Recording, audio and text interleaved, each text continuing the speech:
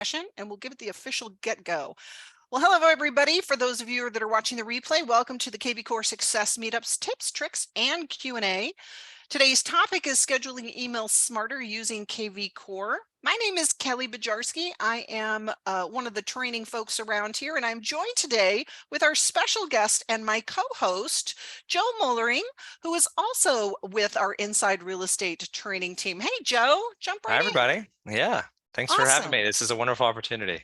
Yeah, no, we're so glad you're here. And I'm glad you're my partner in crime today, because I know when we started this conversation a few weeks ago about, hey, what should we talk about on our success meetup? You know, there's just so many bells and whistles in kvCORE. Sometimes it's hard to just pick one topic. So, you know, forgive me if I go off the rails sometimes. I have been known to do that during some of these training sessions. But the purpose of today's webinar and what our intentions are pretty simple.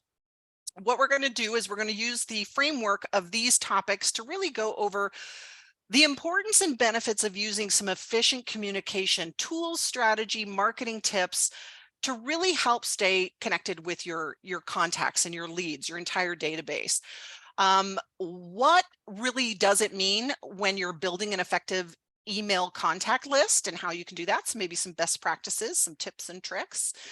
How to create some engaging email templates. Now, I know that Heather Bowden, our wonderful Heather from Done For You Services, if you haven't checked that out in the marketplace, Heather and her team in Done For You Services offers a wide variety and range of done for you services. I mean, that's pretty much it. It's in the name, right?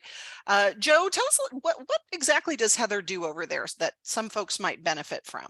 Oh, she does almost anything and everything. So really, from and speaking of the devil, there she is. Maybe she'd be best to share Did directly. Heather hop in? Oh my She just gosh. did, yeah. Well, you know what? I say we call on her, or at least we'll give her a little shout out there for joining us. Heather and her team will really kind of do those things that obviously you can certainly take that time, energy, and effort to learn to do them yourselves in kvCORE. But she also is what I like to think of as a marketing guru, and so she has some really great strategies and ideas for helping you really build out your brand. You leverage your existing data. She can help you do some of those tasks that maybe are better put in the hands of a kvCORE expert.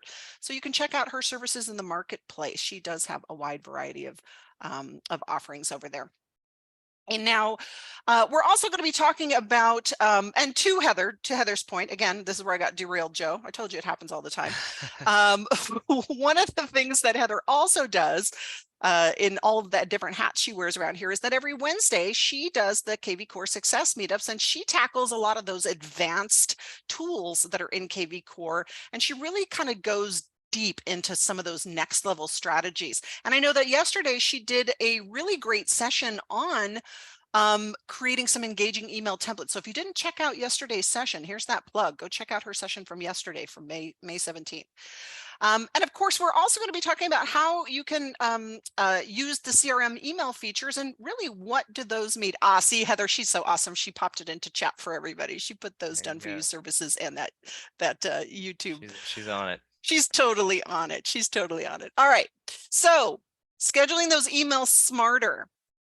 The importance of using and the importance and benefits of using that efficient communication and staying connected with clients. So Joe, what are some of the typical ways that agents are managing those email communications right now? You know, without any help, without any support, what is their go-to most of the time? I think typically people are going to just be using either their personal email or their company email. Probably, right? I mean, it's usually with a one-off.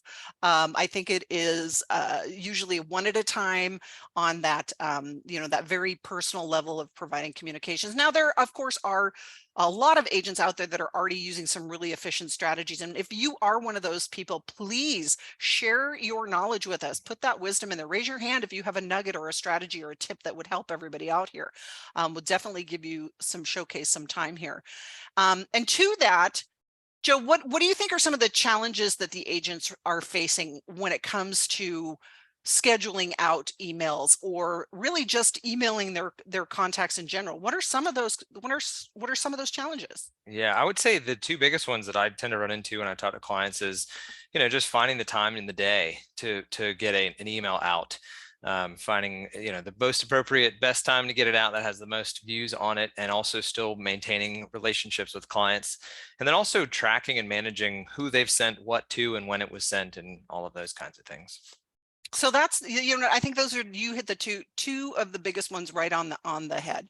I think that, finding the time to really create some good high level content that is also scalable so that it can be sent to the masses, as well as personal enough to really meet the needs of that person, so much so that they're going to take the time to actually go in and open and click it and read that content, right? So I think that it's really important when we're going through some of these tools. It's I always say it's like, we're going to give the carpenter a new set of tools, and it's up to that carpenter to build out whatever it is that their intention is. And if it's not working, it's kind of hard to blame the tool, right? So you've got to have the knowledge and the skills to go in and really try to meet those challenges along the way. Um, some of the other things that are really important is understanding what those features are in your kvCORE.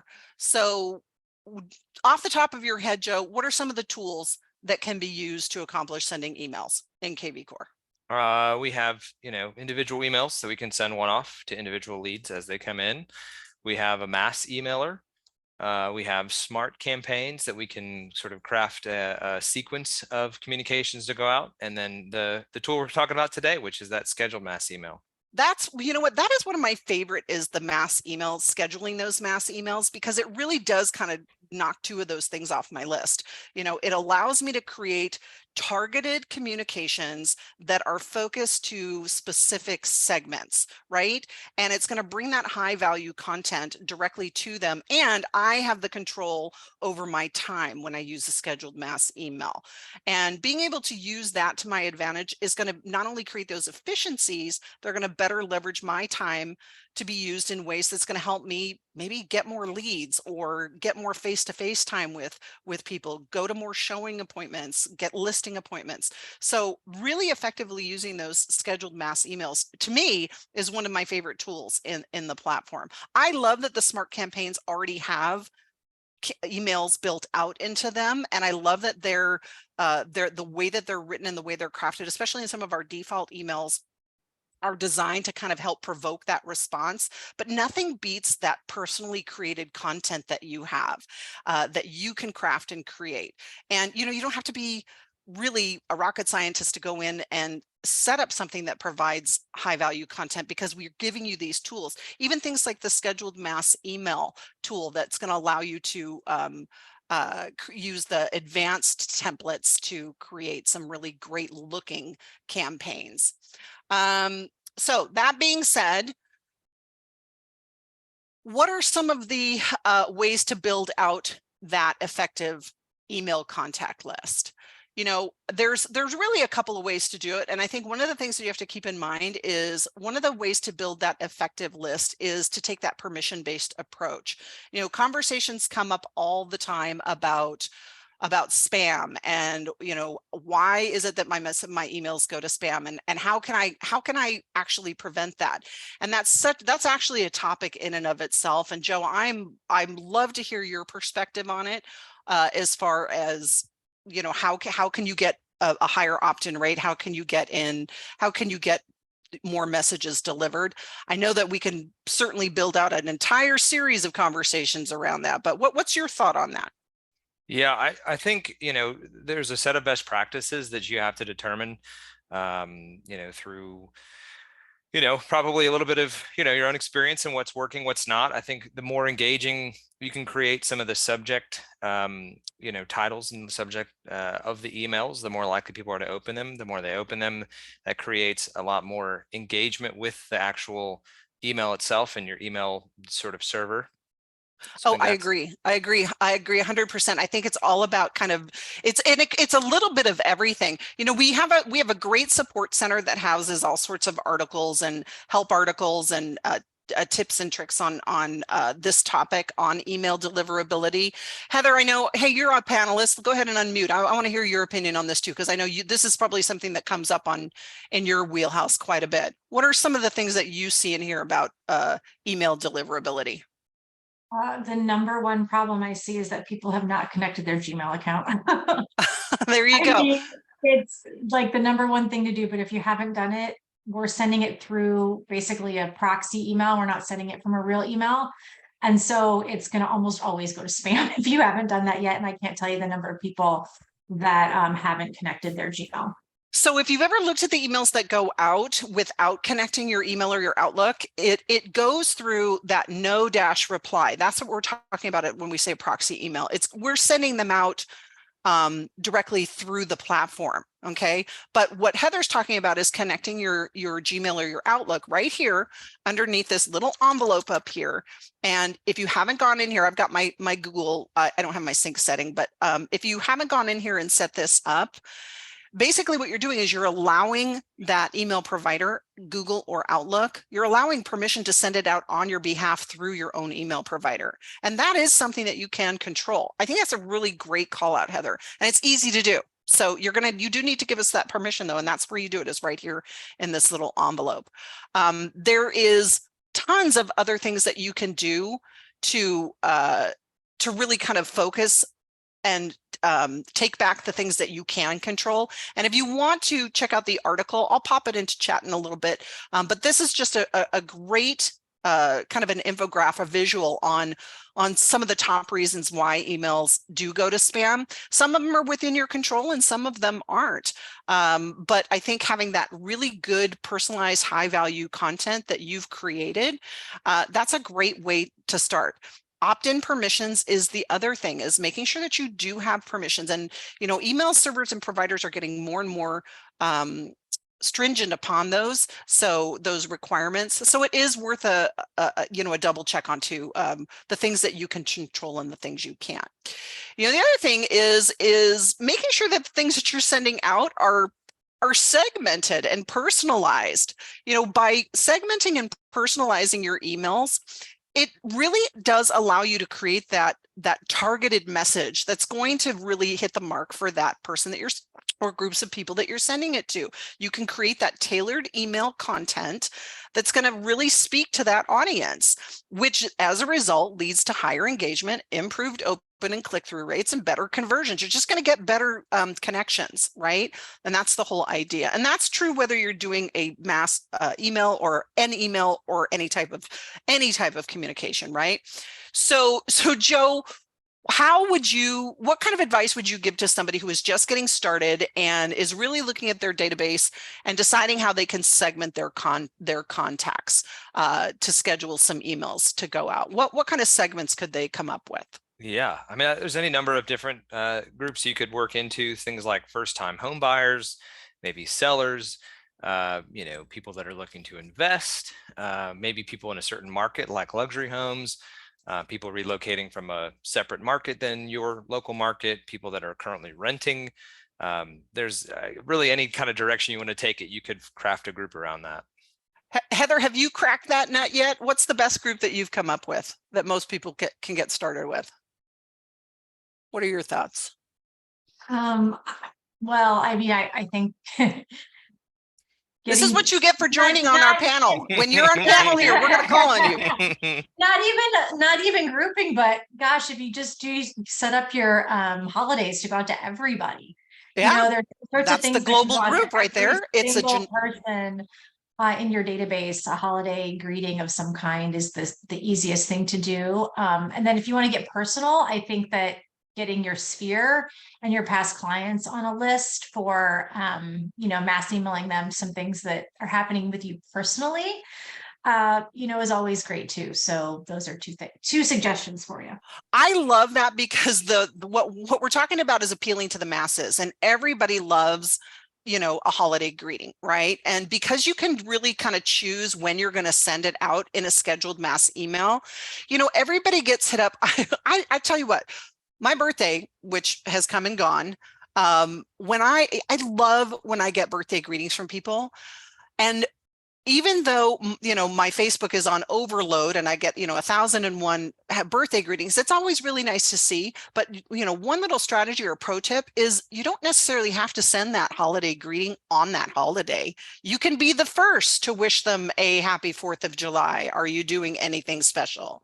You can be the last and check in and say, hey, I hope your 4th of July was sparkling. What did you do to provoke some responses and some engagement? So be tactical and strategic on when you're sending these out as well, which you can do when you're scheduling mass emails. You can choose that date and time that you want it to go out.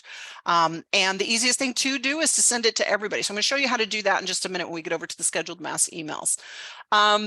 Now, my little sparkling tooth over here that represents regular list maintenance and contact hygiene. I think it's worth really calling out that your groups and your segments and your targeted lists, they can all live in kvCORE, but it is really important for you to carve out some time in your schedule to maintain those lists.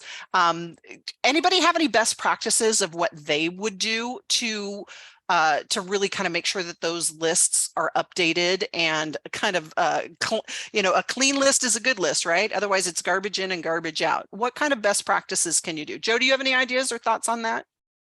There's a filter we could use. I mean, certainly your sphere should probably have, real contact information you verified and vetted and used before. But there's, some filtering that we can use as well to capture filters. I love the filters. Yeah. So in the Smart CRM, if you already have a list and you're already grouping your leads by hashtags, you're halfway there anyway, because that's the best way to create your own labels is to use the hashtags. But, take it one step farther and use in the contact details, use that hashtag. Maybe it's hashtag sellers or not sellers. We have a category for that, but maybe it's, hashtag investors. And maybe you want to send out a targeted list to everybody who's an investor, but let's find everybody who's an investor who's been active on your website in the last 30 days. That is a very targeted list. Let's go in and look for people who are investors that have a phone number, because maybe you're going to put some sort of call to action in this email about using a text code or, to get additional information. You can use the behaviors or these advanced filters to really go in and create those targeted groups that are going to have more sort of bang for their buck, so to speak, as it correlates to whatever content you're sending out. So I love these ones that are down here in the other section here. One of my favorites is this, based on a time frame. Pull up a list of people who were active in the last time frame. This is a great way to go in and clean these people up. If there's investors that have been in here that have been active last year, this last month, that might be a targeted group to send to. If you see maybe you've got a new fixer-upper coming to the market in the next 30 days, that would be a great targeted list to send out a scheduled mass email to let them know you've got a coming soon. You've got an off-market listing, you've got a pocket listing, you've got something coming up. Be strategic in how you are using these filters. That's a great way to set aside some time and use the saved filters to your advantage. It's always a good idea to start with save filters because they're so easy to use and because they do show up in other places, including the scheduled mass email tool in kvCORE. So if you're in here and you've got your database in here and you are looking to create that targeted list, go use the filters to set it up. Maybe you want to find everybody who is, let's see, what kind of contacts have I got in here? We'll use hashtags. Okay, we'll just use investors. So anybody who is an investor that's in my database. This might be something that I'm going to be regularly sending communications to. So I can always go in here and apply the filter this one time, right? And it's going to pull up that targeted list once.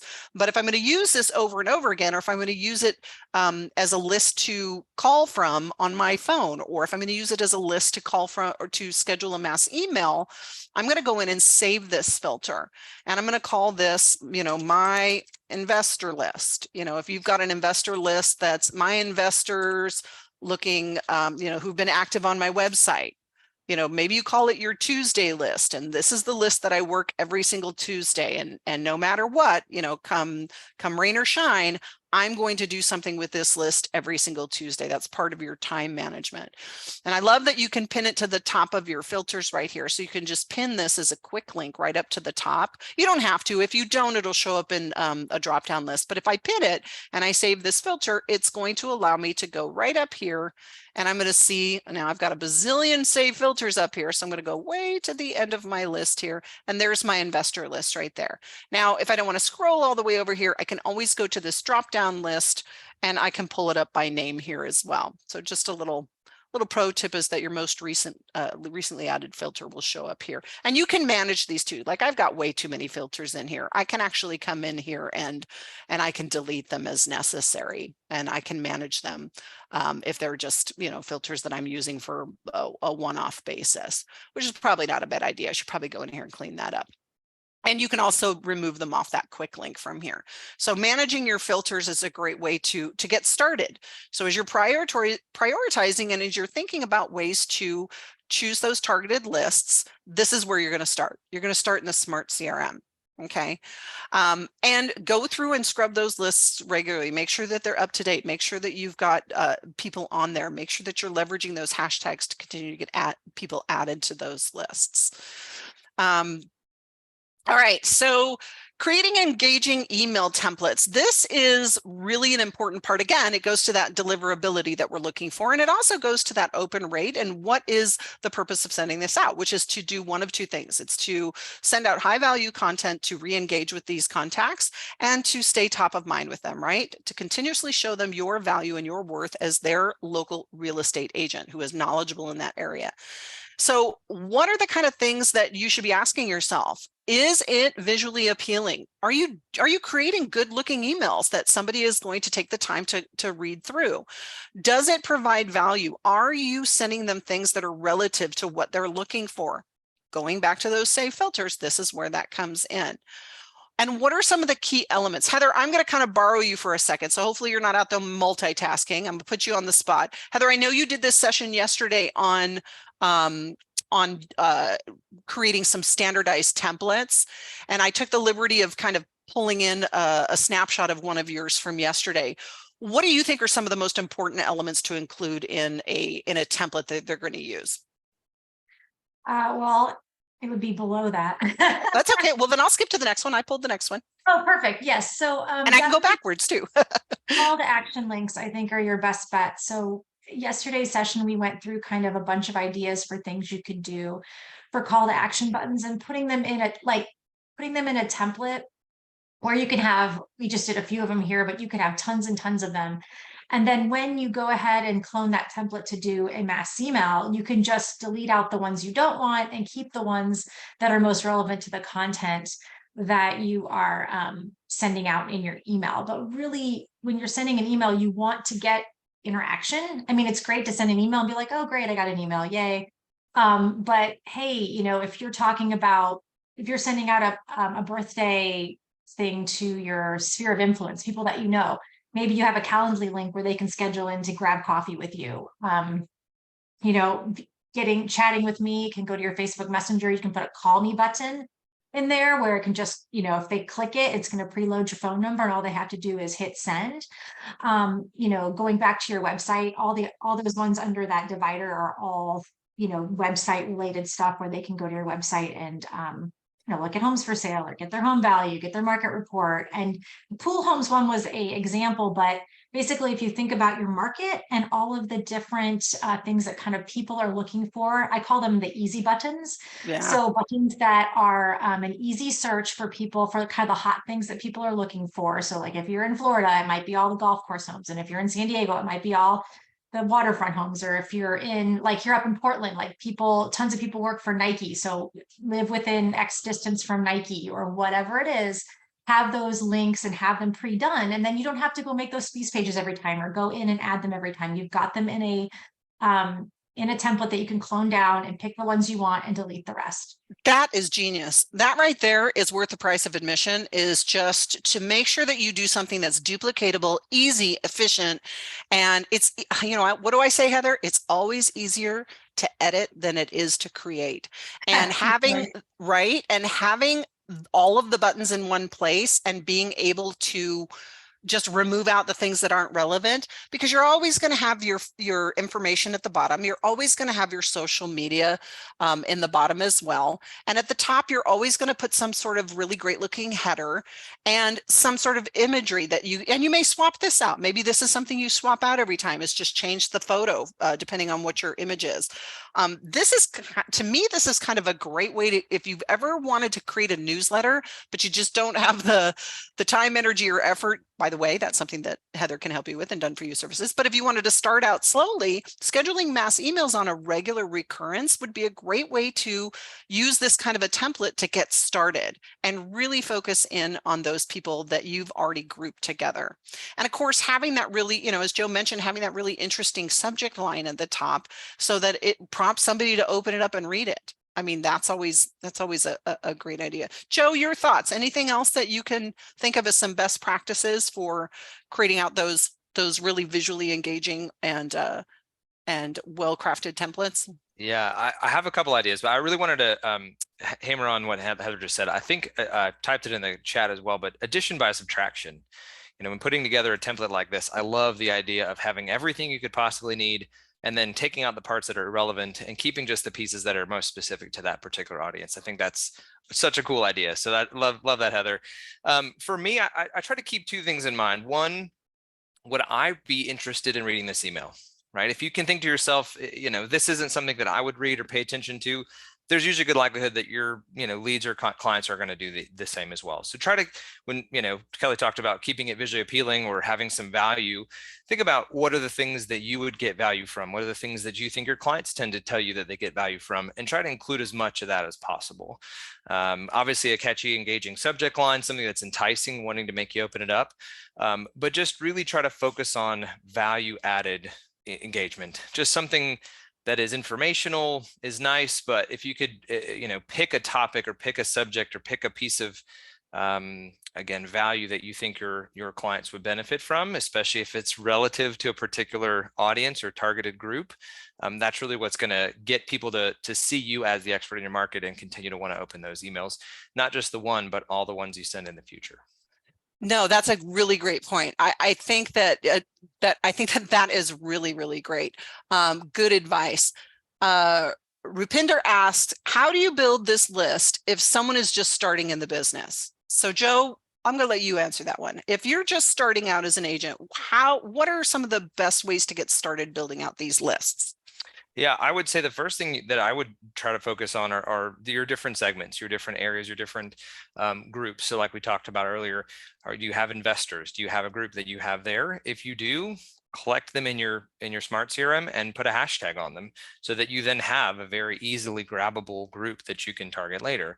Or are they your first time home buyers, or are they your sphere, right? Based on that status. So there's any number of different pieces of information you have about a particular client or lead or person in your database. Try to find if there's ways that you can identify them. And again, as Kelly's pointing out there, put a hashtag on them. You then have a very nice way through those filters that she showed earlier to be able to grab those, to send off an email, to make a call, to put on a smart campaign, whatever the case may be. A couple of things that come to mind for me that are real easy to kind of steer into the real estate arena is their location. Where do they live? Because as you come across topics of interest, you're going to want to be able to find people who maybe are interested in or already live in that area. So things like, where are they located, or what areas are they interested in, their property interests? How about timeframes? I have conversations with people all the time, especially when I'm meeting new people who are telling me that I'm considering selling maybe sometime next year after my kids, my last one is graduating. I'm thinking about downsizing a little bit. Well, that's 3 hashtags right there that they just gave me. they're thinking of becoming an empty nester. Empty nester would be a good list. They're thinking about downsizing. So maybe they've got a large house. So I could put them on my downsizer list. And they told me that they're thinking about doing it sometime next year. So maybe I want to add a hashtag that is, spring 2024 seller. And I could create an entire hashtag group based around those people that are either buyers or sellers based on the time frame. Because what do you think I'm going to do come next, probably January and February? I'm going to start doing a little contact hygiene and cleaning up my spring 2024 seller list and start re-engaging with them. And in January and February, I'm going to start scheduling some emails to start going out to them. Even if it's just something as a simple plain-based text or plain-based email that says, hey, last time we spoke, I remember you mentioning that you were considering making some changes this year, just checking in to see if that time frame is still on point. That is general enough that you could send it to one person or to many. And now I've already created a time-based list that I can target to that audience. So sometimes it's just as simple as the location of where they are, what their time frame is, and what the property interests are. I mean, some other ones that you could create that would be super easy. How about friends and family? That's easy, right? It's a lot easier for me to talk to the people that I know, that they know, and they know me, they like me, they trust me. So I'd probably go in, and if patio furniture was part of my family and friends, I'd add them to my family and friends list. Maybe you've got two, maybe you got one for family and then one for friends. Little pro tip here. This is where I'm going off the rails. If you type in family and friends, like this one, family and friends, and then next week you go in and you add somebody else to a list called friends and family, guess what happens, Joe? You get two. You just created two separate hashtags for probably the same list. And if that ever happens, don't panic. You don't have to worry about it too much. You can go into your marketing section right here, and you can go down to hashtag management right here, and you can manage your hashtags in case you've created some duplicates, and you can merge and you can mass delete some hashtags from here. So don't panic, we got you covered. Okay. Let's see. Barbara says, is a list of people that logged into a QR code from a just listed mailer sent out and social media ad considered a permission-based list? If they've opted in, if you have that specific opt-in information, I'm going to send you to this this article about email deliverability, and I know that we have some new parameters set in place for emails. Let me go find it for you. Email deliverability. Let me just send you this. It's got some information in here about opting in. So Barbara, I'm going to pop that in there for you so you can check that out.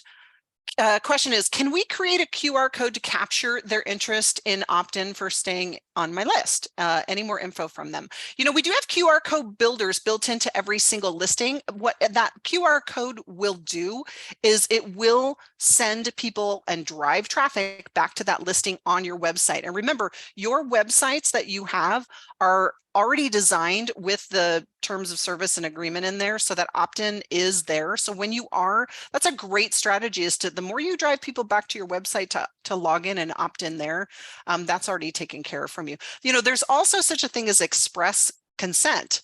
When you have, it's not implied, it's express consent. So when you are talking to people and you are, saying, hey, I've got this great, local newsletter that I send out. Do you want me to add you to that list? And they tell you yes, they've just opted in. They verbally gave you that express consent. So when you're adding them to your contact list and you go in and manually add them, you can then say, yeah, they opted in. They gave me express consent. And I would probably, just because I'm that over communicator, I'd probably add a note in my CRM just saying, hey, spoke with this person, they asked to be added to my newsletter list, so that I just had some sort of documentation. Because remember, that is one of the primary purposes of using the Smart CRM, is to document your conversations and to document the entire record keeping for that contact. So something to think about.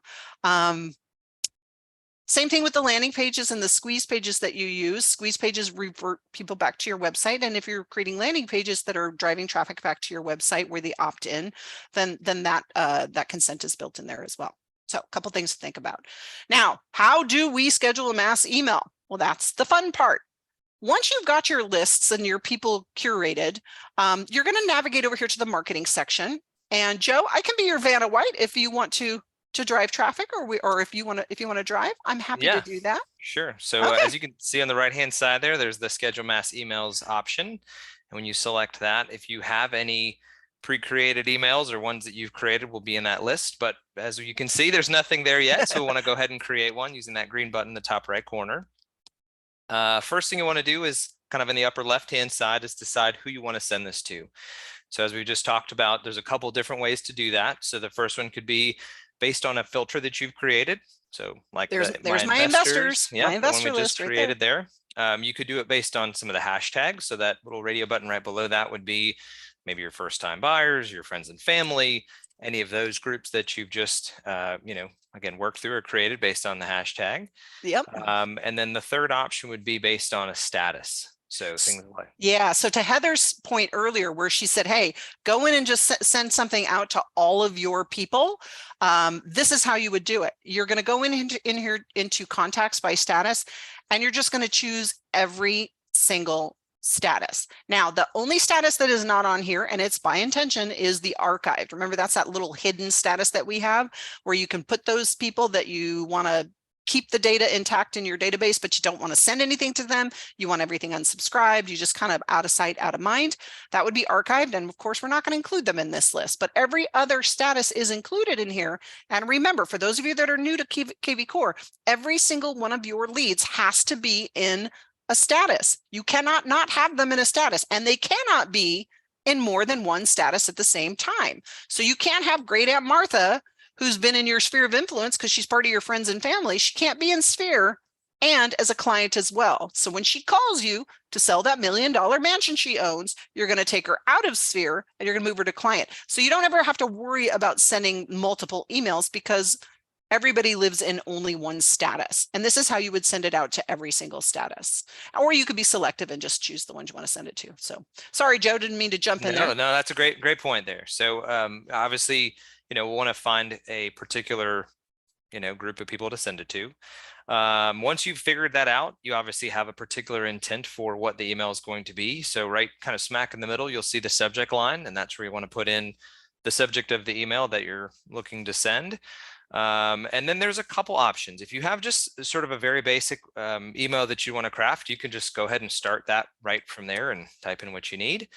But kind of going back to what Heather shared yesterday, above that section, just to the left of the subject, is the template that you may have created that you might want to select from. So if there's the advanced editor as well. That pop-up there just lets you know that whatever you've created, which is just a little bit of that text that Kelly's typed in, that's okay. We're okay with getting rid of that in order to open up our advanced editor. So we'll type in or click the yes button there. And this actually gives you kind of a builder. So rather than having to know code and some of that stuff, you have these little blocks that you can populate right into the email based on what you're looking to create. So as you can see, there's an image. If you want to put like a nice, picture up at the top, you can add a button like Heather had to link back to some of those sort of popular areas. My favorite are these buttons because this is where you're going to put in all the bazillion buttons that Heather had in there. Put all remember, you're building out one template to use for multiple people. So build out like 5 or 6 buttons in here. And then when you come in to find this template that you're creating, because you can then remove it out. So that's the beauty of using templates. We're doing it as a one-off, by the way. Something to note here is this is a one-off email. Just to jump in on that, Dawn had a question earlier about adding attachments, and that's exactly where you do that. If you see that little link file button under the URL, so if you added your button and then right underneath it, underneath the URL right there, if you want to link a file, you can link any file you want as an attachment. And then use that button to be like, download my whatever, or see my here's your attachment, or whatever it is. Oh, good call out. I always forget about that one. That's a good call out. Yeah, it is a good call out. It's so tiny. I know it's so tiny, but there it is, the link file. Or, alternatively, if you have it hosted, whatever that is, maybe it's like a PDF and it's stored on your Google Drive, as long as it's open to be viewed by anyone in the permissions for that PDF or where it's stored, you could put the link to where it's stored right here. You could do that. So, but I forget about this one. That's a good one. Hey, Kelly, Brian asked a good question, how to get back to where we are now. Do you mind taking a step or two back? Yeah, no problem. Let's go back. We haven't really created anything anyway. So let's go back to the beginning. So if you're on your kvCORE dashboard, remember everything along the main menu items are right here on the left-hand side, and we're in the marketing section. Marketing. Now, little preemptive here. And this could derail us, so I should probably hold this for later, but I'm going to go into it anyway. We're going to create a scheduled mass email. The tools for the basic email editor and the advanced email editor, they show up in a couple of other places too, including, but not limited to, in the contact record. So if I went to Billy Madison and I wanted to send him a one-off email, it's still going to open up the basic email editor, and I can get to that advanced email editor. But our focus today is on scheduling mass emails. So we're not going to do it from the contact record. We're going to do it from marketing. And marketing over to scheduled mass emails and to schedule an email. This is where we want to send that scheduled mass email. But you see there's the same email editor and there's the same advanced email editor. So back to where we were, the advanced email editor, where you can go and use those building blocks. All right, Joe, take it from here. Yeah, so if we drop back in that image, if we like that image at the top, as you can see, there are a number of other options. Obviously, there's going to be a text component at some point. You're going to want to actually have probably some information about this, whatever you're looking to send. You can type that text right in there. There's all of those formatting options in terms of font and size and some of that kind of stuff that you're probably used to from, your basic email editor. Merge tags. Let's talk about those merge tags. Great call out. Yeah, please do. So merge tags allow you to create that personalized content that you can address to the masses. Simply put, it just allows you to autofill whatever information is set up in a data field. Most of the time, it's things like their first name. So instead of saying, dear so-and-so, if I want to say, dear so-and-so, we're not going to say that. We want their first name to go in there, right? So you're going to use a merge tag and say, dear first name. And now it's using those little, I don't know what they're called. Joe, maybe you know what they're called. I call them the fancy brackets. Yeah, French brackets, I think. French. Ooh, that's even better. French or fancy I think brackets. So. I don't know. Maybe I'm wrong. Fancy brackets is nice. There you go. Dear first name. Now it's going to autofill whatever is in the data field for that contact record's first name. And so as you can see, there's lots of other merge tags. We're not going to go through all of them, but you can actually include in here things like that unsubscribes for opting in. And so if you want to add that into yours, if that's something you want to build in, you can do that. But there's all sorts of merge tags. We have merge tags in text messages too, but we'll save that for another day.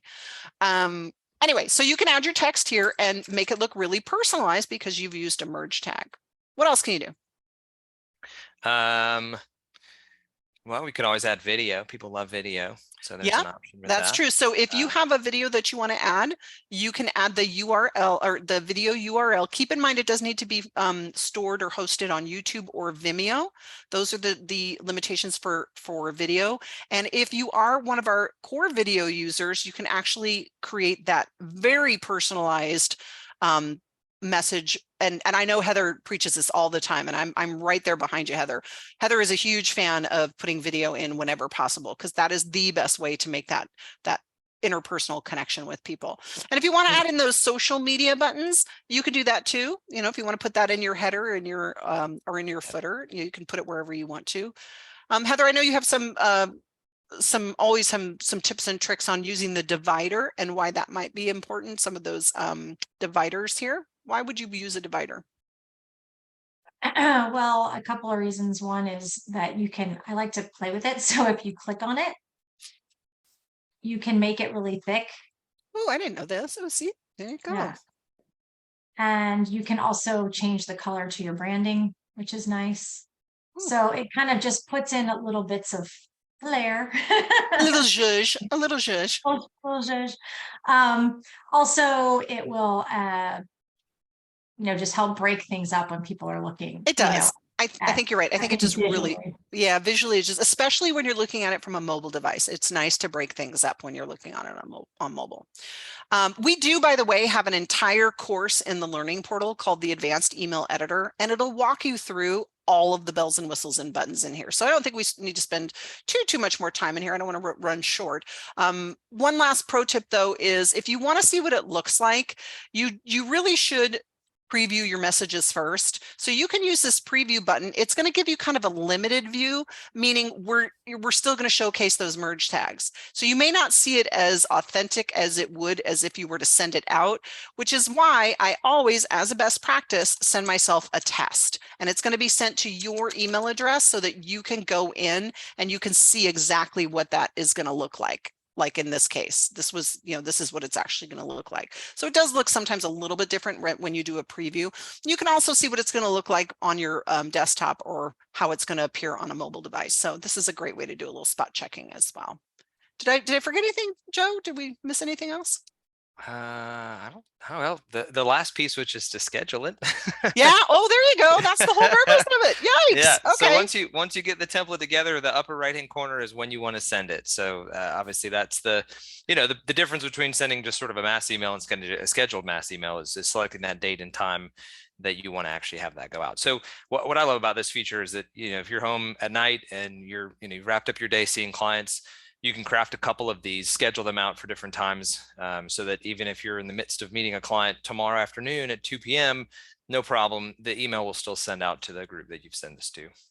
A little bit more information on this, and I think this is worth noting, is that if you have a rather large database, and especially if you're sending it to everybody in your database, we know that sending out large groups, large mass emails can be a red flag, right? We know that for email deliverability, that can be a red flag. So here's how we kind of get around that is by doing a scheduled mass email, is that it sends it out in batches. So while you're picking on June 5th at a specific time, just know it's going to go out in batches around that time frame, and that's going to go out in batches or bundles. So we're not going to send, if you have 1,000 people in your database collectively and you choose to send this out on June 5th at 8 a.m., not everybody's going to get that email exactly at 8 o'clock. It could be 8 o'clock, 8:05, 8:06, 8:07, 8:12, wait, 8:12. Is that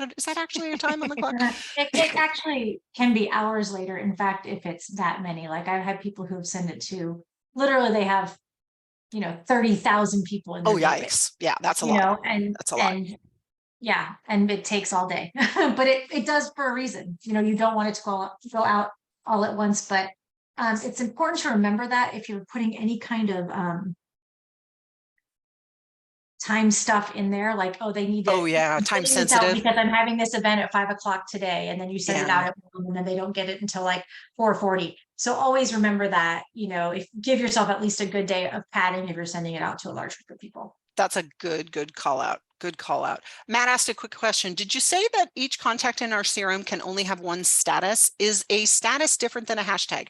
Yes, Matt, it is very different, because the status has to do with really a lot of the trigger mechanisms, although hashtags can be used as a trigger. So what's the best way to explain this? A status is really based on the time frame of where your contact is and how you are working them in that moment. So for example, you're going to be working your new leads a lot more diligently, a lot more focused and with expedience and speed, because it's all about speed to lead when you've got new leads, right? Versus somebody who's already your client and you're talking to them regularly on the phone anyway, you're probably going to work and communicate with those people differently. And so, yes, every lead can only be in one status at a time, because it's really based on kind of like a timeline approach versus a hashtag that just simply allows you to create a label that you can use to really group those people together. So just as an FYI. Okay, so that's how you scheduled the email. Now, keep in mind that I love Heather's idea of using a template that you can just easily subtract from, using Joe's words. And so if you have a template that you've taken the time to craft that you're just going to repurpose and use by making a couple of changes, make sure that you create and craft that template and then just pull that template in. You don't have to build them from scratch every time. Use a template. And then when you're done and you're ready to go, you've got it set up, and you are, you've chosen your audience, you've chosen your time frame, you've got your great content and your subject line, then you're going to just click schedule. All right. And once it's scheduled and ready to go, then it's going, and I better go in and delete this one. Oh, and it's going to prompt you, this is a test. Then when you schedule it, it's going to appear in your scheduled emails right here. And again, yes, up until the time that it's ready to go out, you can always come back and edit it. So don't worry if you need to go back and make some changes later on. Up until the time that it's scheduled to go out, you can make changes. Or if you're like me, and I really don't want to send this out to every single person in my little test account, I'm going to delete this right now. So we're back to square one. All right, so that is how you do a scheduled mass email. And I think we have about 10 minutes left. So let's make sure that we've gone through all the questions here. I guess I'll start at the top. And Joe, feel free to chime in if there's anything that I missed. Oh, nice shout out, Barbara. I'm glad you were able to use Heather. That's pretty cool. And we've got, oh, look at Heather is already, and you guys already put a ton of content in here. Oh, question came up from Barbara is, will these links be available after the webinar? Remember, we do share this information, these recordings out via our YouTube channel. And Heather, correct me if I'm wrong, but we do put the links in the comment section for some of the things that came up here. And it's in the description, the video description. Everything that's in the chat basically will be in the, I mean, not everything, but not everything, but all like the the links, pertinent all articles, the articles, all that stuff will all be in the description. Yeah. Well, look, here's mass emails. Here's one too. So like down here at the bottom, we'll just click this. Here's an example. So you'll be able to get to some of those links right here from the YouTube description. So FYI. Okay. What else came up? I think Heather, we've got a couple things in here. So if I have a Google Business Suite email with the name of my domain, barbara@.com, being forwarded to my Outlook account, how would I connect that? I have just a regular Outlook account with a Yahoo web email going to it. What email should I connect? Yikes, so confusing. Heather, I'm going to let you field it then. That one's a nice advanced question for you. Well, I'm not quite sure I understand the question. Well, that's why I didn't answer it. Oh, If well, you have a Yahoo email, I would stop using it right now. Because they're awful for deliverability and for link sending and everything. I would get yourself a Google email. Now, if you have a G Suite, which I guess they don't call it G Suite anymore, they call it what, Google Workspace or something now. If you have a Workspace, you have a Google-based email that has your domain on the end of it, then all you have to do is go into Google, sign into your Google account, and connect it. And then when you hit connect Gmail, it will connect automatically. Good point. And Barbara, I did unmute your microphone. So if you want to follow up with any follow-up questions, now's your time. Otherwise, hopefully we answered your question. Nope. Okay, let's move on. Tom says, can you comment on texting video to prospects? I understand the free version does not cover texting video. Does it include an actual video in the text or just a link to the video? Oh, this is a core video question, Heather. Yeah, so it depends. If you're sending a one-off video, not in a campaign, not in a mass email, but a one-off video in a text message, there is a little box you can check to put a thumbnail in attached to the video. For deliverability purposes, we don't do that for mass emails because if you're doing a one-off one, it's probably somebody you know, or even if it's not somebody you know, it's gonna, you're not sending it. How do I say this? When you send mass emails, they know it's a mass email, basically or not emails, I'm sorry, mass text messages. Were you asking about a text, right? Not an email. I think his question is he wants to know, in the text message itself, is it a thumbnail or is it a link? Yeah. You can choose to send a thumbnail if you're doing a one-off, but if you are doing it in a mass or it's like a step in one of your campaigns, then no. because it's for deliverability reasons, and so things aren't going to spam. Now, also, Tom, just to clarify, I know that you had asked about the free version of Core Video versus the which is what we call the basic version versus the premium version.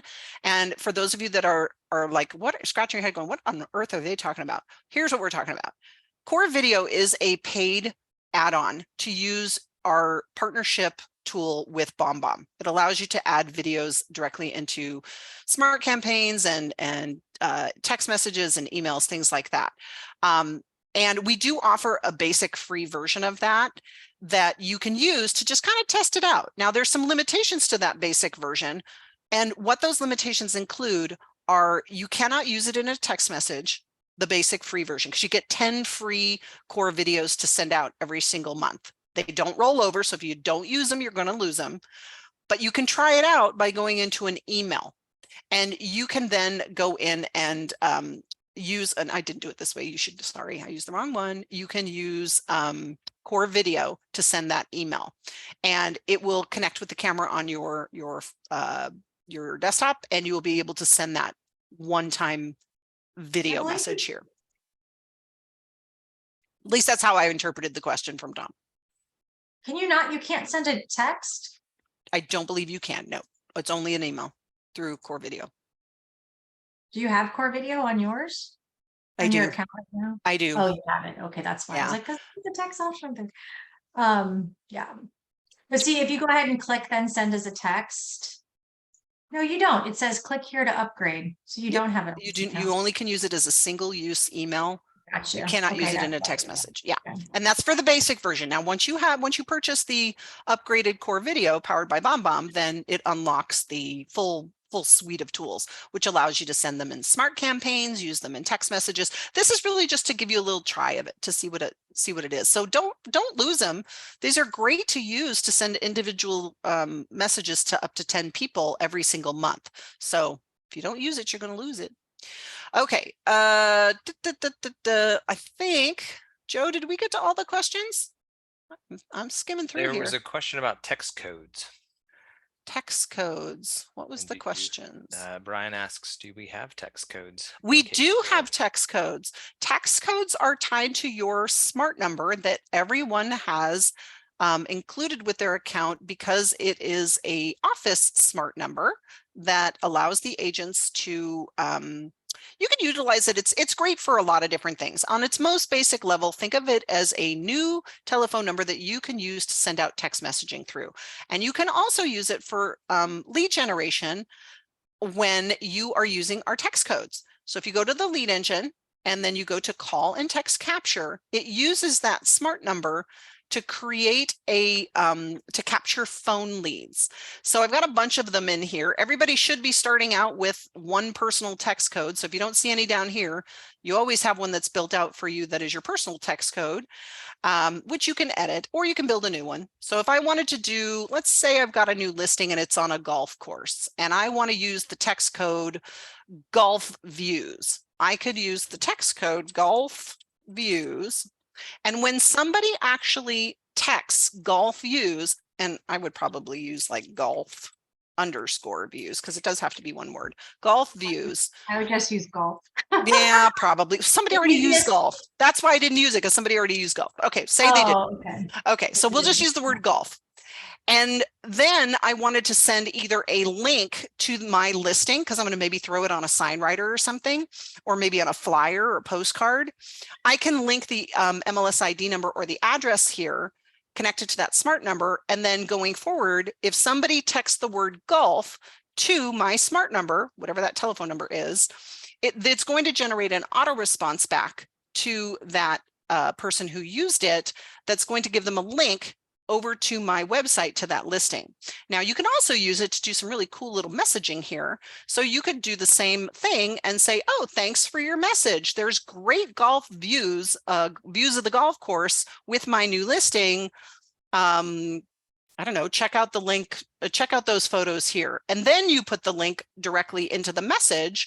You could do the same thing over there and add a little bit more personality. You could create any kind of message you want. I always try to add some sort of secondary call to action here that takes them back to my website, that encourages them to sign up on my website. Because remember, when you use a text code, it only captures phone numbers. We don't capture their email that way.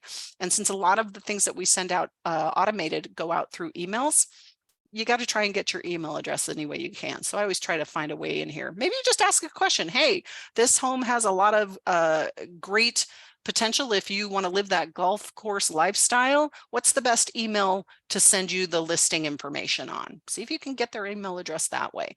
Or if you want to just do a squeeze page for that listing Yep. that you can sign up automatically. Oh yeah, perfect. They can see it. Make it easy on yourself. Use a squeeze page. Again, another class for another day. Colleen, I see your hand up.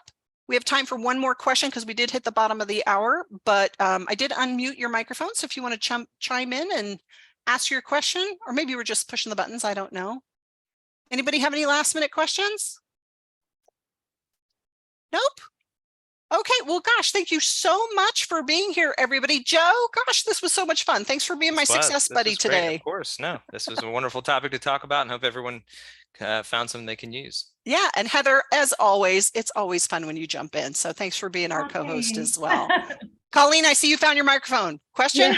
Yeah. I just wanted to add to when we were talking about sending out something of interest in your emails to your sphere. If you have a lot of people in your own like town and something is coming up, like say a carnival or food truck thing, you can put that in there. Say, hey, mark your calendars. And yes, after a while, we all tend to get a lot of friends and neighbors and people from different groups, your church, synagogue, whatever. So yes, no, that is a news you can use type of email. I love that. Any type of community events, hey, school is getting out soon. This is a great time to start sending out emails with, information about, hey, here's some free things you can do with your kids this summer.